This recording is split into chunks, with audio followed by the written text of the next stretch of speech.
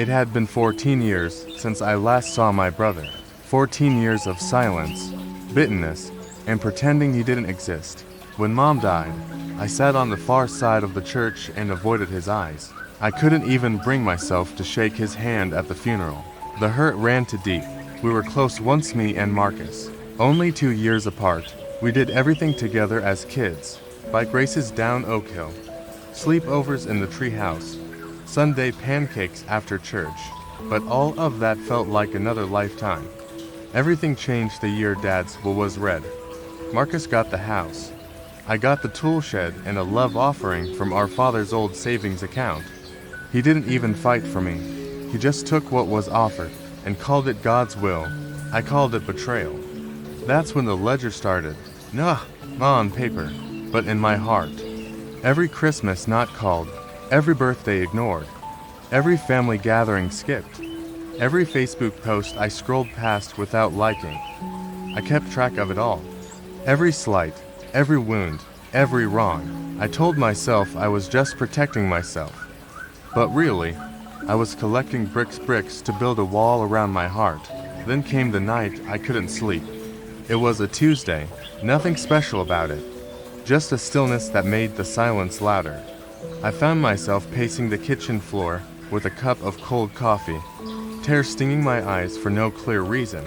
I opened my Bible just to feel something again. My eyes landed on a verse I had read 1,000 times. Love is patient.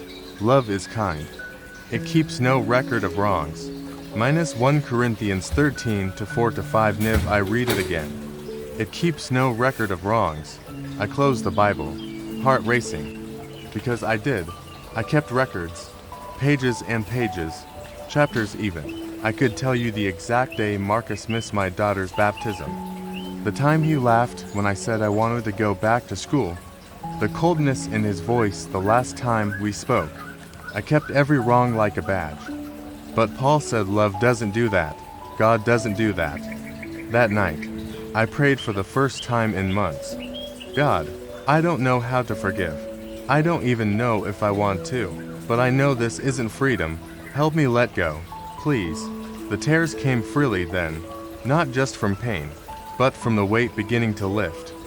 Forgiveness didn't come all at once, but the decision to start had been made. The next week, I began writing a letter. Dear Marcus, the words trembled from my pen. I've held onto so much pain for too long.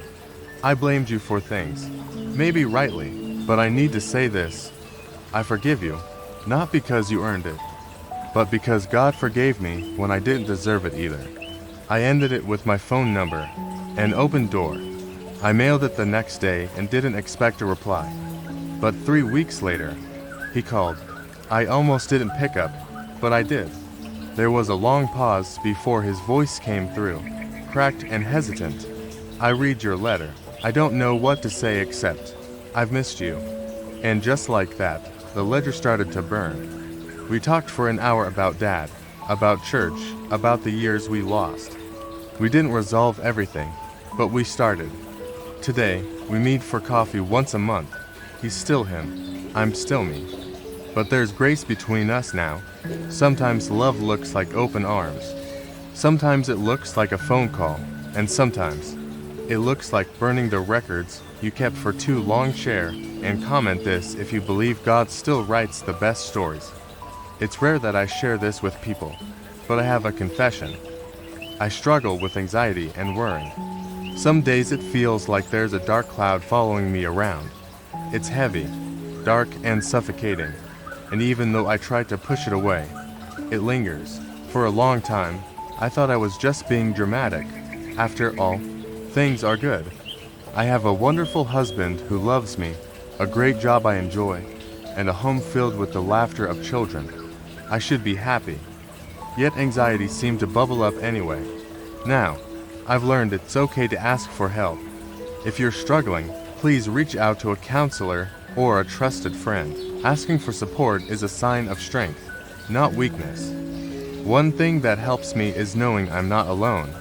If you also wrestle with anxiety, please know that there's room for you in our community.